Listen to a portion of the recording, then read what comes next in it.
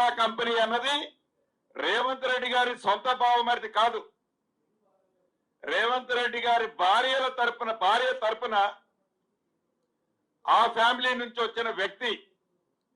దానికంటే ఇంకా వారికి దగ్గర బంధుత్వం ఇంకొకటి ఉంది. ఎవరికి దగ్గర బంధుత్వం? కేటీఆర్ గారికి. ఈ సృజన్ రెడ్డి గారు ఎవరయ్యా అంటే, నా మీద ఎమ్మెల్యేగా ఎగనెస్ట్ గా పోటీ చేసిన టిఆర్ఎస్ పార్టీ అభ్యర్థి ఉపేందర్ రెడ్డి గారికి స్వయాన అల్లుడు. సృజన్ రెడ్డి గారు ఎవరయ్యా అంటే, టిఆర్ఎస్ పార్టీ బీఆర్ఎస్ పార్టీ తరఫున 2023 జరిగిన సార్వత్రిక ఎన్నికల్లో ఖమ్మంలోని పాలేరు నియోజకవర్గం నుంచి బీఆర్ఎస్ పార్టీ అభ్యర్థి ఉపేందర్ రెడ్డి గారి సొంత అల్లుడు. ఇదే సృజన్ రెడ్డి గారికి, ఇదే సోదా కంపెనీకి వారు మొదటిసారి ప్రభుత్వంలోకి వచ్చినప్పుడు పాలమర్రు రంగారెడ్డిలోని ప్యాకేజీ నెంబర్ 7 2300 కోట్ల రూపాయలు విలువ చేసే టర్నల్ వర్క్, ఈ టర్నల్ వర్క్ 1100 కోట్లు పైగా విలువ చేసే వర్క్ ని అఫీషియల్ గా ఈ సోదా కంపెనీ ఎండీగా ఉన్న సుజన రెడ్డి గారికి ఆనాడు కాంగ్రెస్ పార్టీలో గెలిచి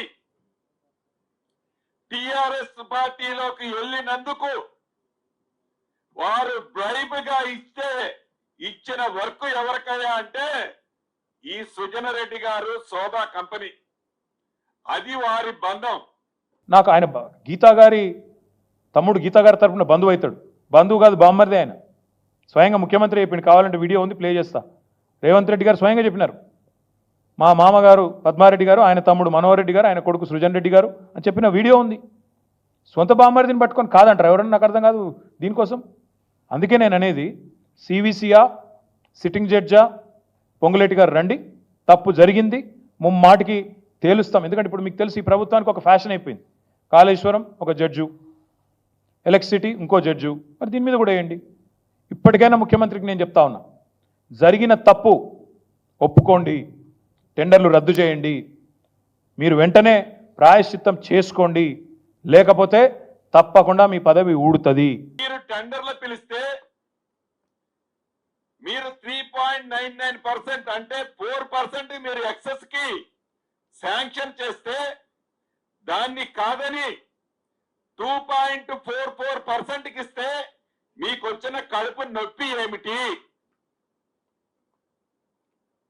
అసలు మీరు ఏదైతే అభియోగం చేస్తున్నారో మరొక్కసారి ఛాలెంజ్ చేస్తున్నా, 8,888 కోట్లని మీరు ఏది ఫ్రాడ్ జరిగిందన్నారు కదా, 8,800 కోట్లు మీరు టెండర్ పిలిచినట్లుంటే మంత్రిగా నేను రాజీనామా చేస్తా.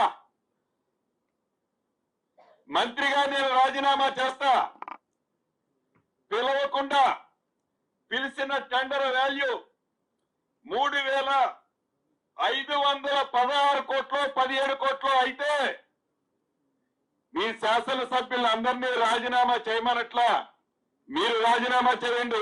శాసనసభ్యుడిగా రాజీనామా చేయమని ఛాలెంజ్ ఇస్తున్నా. ఆంధ్ర కాంట్రాక్టర్లను మీరు బూతులు తిట్టిన వాళ్ళు, మాఫియాని తిట్టిన వాళ్ళు, ఈస్ట్ ఇండియా కంపెనీ అని తిట్టిన వాళ్ళు, వాళ్ళకి టెండర్లు ఇవ్వచ్చా? ఎవరు ప్రశ్నించొద్దా? ఈ మాట్లాడితే మళ్ళీ రాజీనామా. మేమెందుకు రాజీనామా చేస్తామని నాకు అర్థం కాదు. రాజీనామా చేయాల్సిన దగులుబాజీ ఈ ముఖ్యమంత్రి, ఆయన మంత్రులు. ఎవడైతే అవినీతికి పాల్పడ్డాడో వాడు చేయాలి. మేమెందుకు చేస్తాం? ప్రజల తరపున అడుగుతూనే ఉంటాం, బరాబర్ అడుగుతాం. తప్పకుండా వీళ్ళని ఎండగట్టే విషయంలో మాత్రం వెనక్కి తగ్గకుండా ఏమంటున్నంటే, రమ్మను, సివిసికి వస్తాడా, సిట్టింగ్ జడ్జి కాడికి వస్తాడా, రమ్మను, కాగితాలు తీసుకొని రమ్మను, నేను కూడా వస్తా, టైము డేట్ ఆయనే ఫిక్స్ చేయమని, అపాయింట్మెంట్ కూడా ఆయనే తీసుకోమను, రాజకీయాల్లో వదిలేస్తాం. మంత్రి రాజీనామా కాదు, మను కాదు.